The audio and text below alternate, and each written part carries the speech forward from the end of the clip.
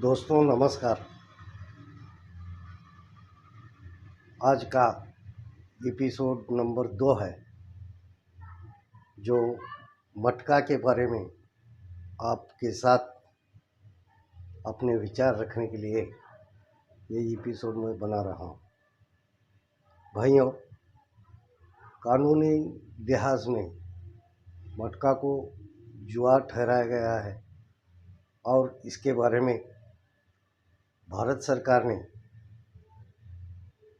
Gaming act नाम से इसे रोकने की कोशिश की है। इस एक्ट के अनुसार मटका लेने वाले, देने वाले या जुआ खेलने वाले व्यक्ति को कम से कम 3 महीने और ज़्यादा से ज़्यादा 3 साल तक सज़ा और आर्थिक भुगतान के साथ दंड हो सकता है।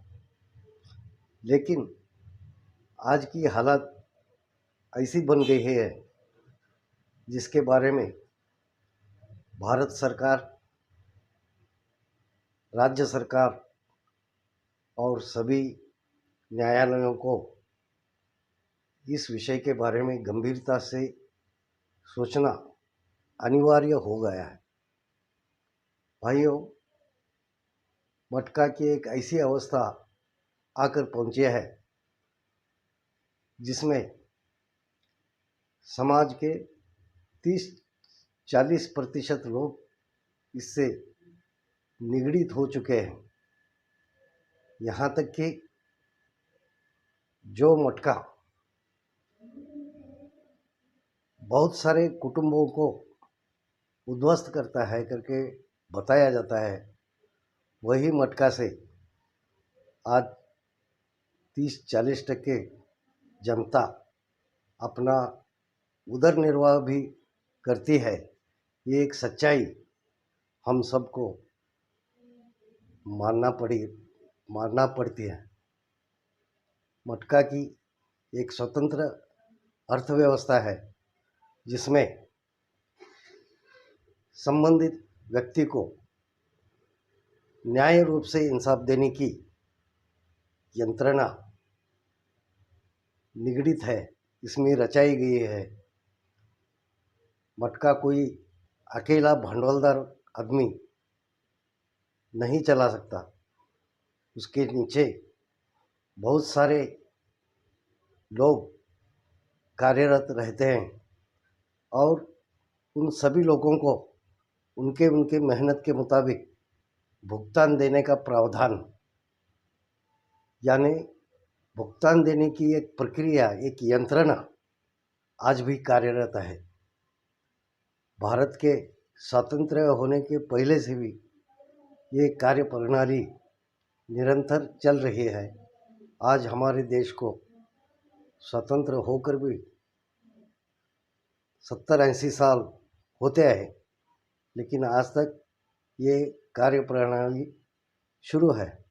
और इसकी वजह यह है कि हर एक को भरोसा है कि अपने मेहनत के मुताबिक अपने को मेहनताना मिलने वाला है, और इस आशा के बुनियाद पर इसमें बहुत सारे लोग आकर्षित हो जाते हैं। लेकिन कानूनी प्रावधान के मुताबिक सरकार को ये रोकना ज़रूरी हो चुका है।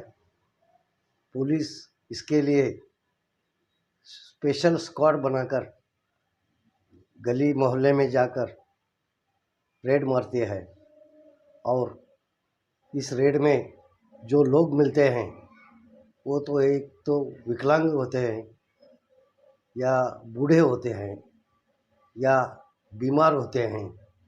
ऐसे विकर सेक्शन के, दुर्बल अवस्था के लोग पुलिसों के हत्थे चढ़ जाते हैं, और पुलिस इनको लेके कोर्ट में जब पेश करते हैं तो कोर्ट में इनको इंसाफ दिलाने वाला कोई नहीं रहता। वकीलों की फीस और कोर्ट की न्याय प्रणाली में ये दुर्बल लोग फिर से दुर्बल हो जाते हैं, और जो कोर्ट निर्णय देता है उसी पर वो अपने मान्यता देकर जेल में भी चले जाते हैं। महीना 2 महीना जेल में जाने के बाद फिर से वो दोबारा समाज में आते हैं और दोबारा आने के बाद वो फिर से अपना मटका की तरफ आकर्षित होते हैं, क्योंकि उन्हें समझने वाला दूसरा कोई समाज ही नहीं होता। इसलिए एक मजबूरी के तौर पर कुछ लोग हमेशा की तरह जेल जाते हैं और फिर से समाज में आकर अपना प्रपंच, अपना संसार संभालने की कोशिश करते हैं। आप अगर समाज में देखेंगे तो आपको ऐसे बहुत सारे व्यक्ति नज़र आएंगे जिनके पास इसके सिवा कोई चारा ही नहीं। आज के एपिसोड में भाइयों यहीं पे ठहरता हूँ और अगले एपिसोड में इससे भी ज़्यादा आपको इन्फॉर्मेशन देने की मैं कोशिश करूँगा।